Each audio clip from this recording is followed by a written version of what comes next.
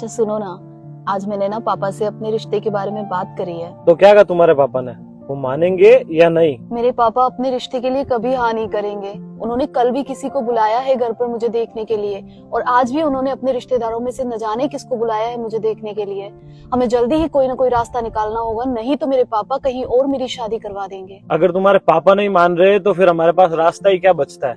मुझे लगता है कि हम दोनों को अपनी अपनी जिंदगी में आगे बढ़ जाना चाहिए, क्योंकि अगर घर वालों को नाराज करके हमने शादी कर भी ली तो ऐसा रिश्ता कितने दिन टिक जाएगा? क्या तुम्हारा दिमाग तो ठिकाने पर है? तुम ऐसी बातें कैसे कर सकते हो?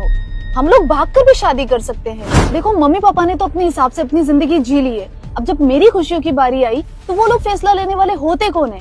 देखो जिंदगी हम दोनों की है और फैसला भी हम दोनों का ही होगा। ये जिंदगी हमारी नहीं, माँ बाप की दी हुई है, तो फैसला भी उन्हीं का होगा। हमारे बारे में क्या अच्छा है क्या बुरा है ये सबसे अच्छा हमारे माँ बाप जानते हैं। तो बेहतर यही होगा कि तुम तुम्हारे पापा का कहा हुआ करो और मैं मेरे घर वालों का कहा हुआ करता हूँ। हमारा साथ यहीं तक का था। जयराम जी की सुनो तो, अरे मेरी बात तो सुनते हुए जाओ।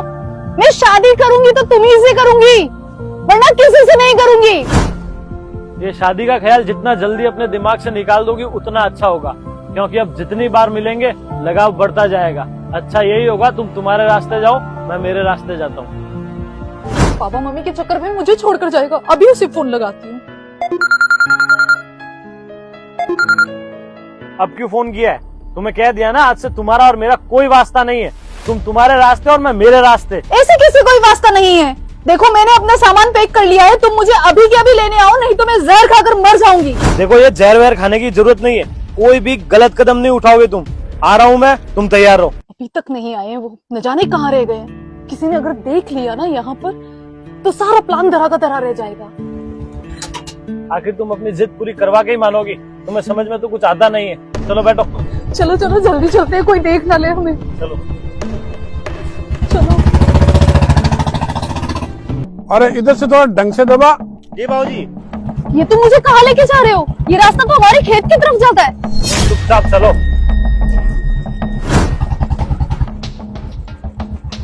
उतरो।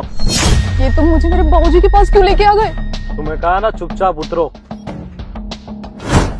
दिखा दी तूने तेरी औकात? मेरी लड़की को कहाँ लेके जा रहा था?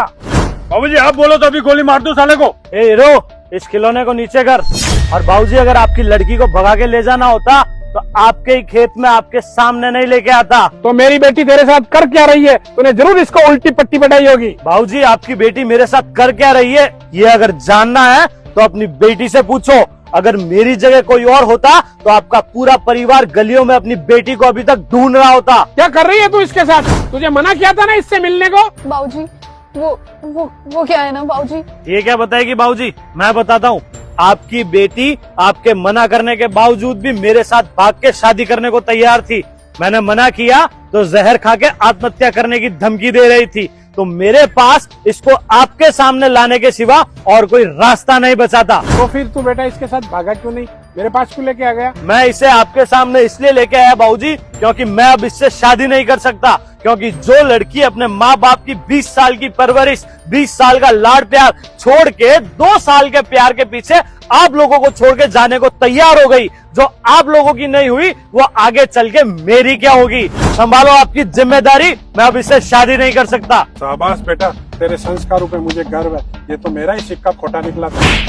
ये थप्पड़ हर उस युवा के ऊपर है, हर उस लड़के और लड़की के ऊपर है जो अपनी आशिकी के चक्कर में अपने माँ बाप को भूल जाता है। जयराम जी की